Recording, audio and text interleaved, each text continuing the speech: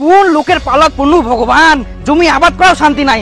বাপরে বাপ, যে এবারে আবাদ করিম সে এবারে বলে আমিন ডাকিবা হবে।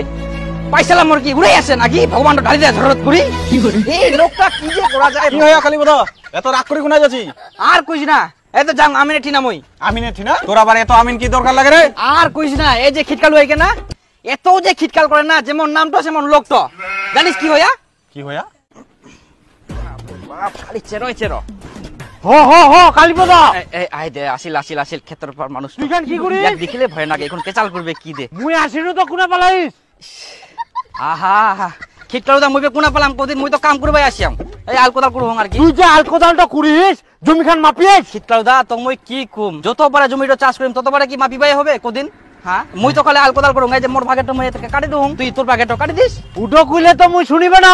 তুই এরকম ছেদের বেদের করি না, আইলটো কাটি বেশি বেশি করে নিয়ে নিব জমি খান। আরে খিটকাল দা ছেড়ে বেদা করুম নি, দেখতেই ভালো করি।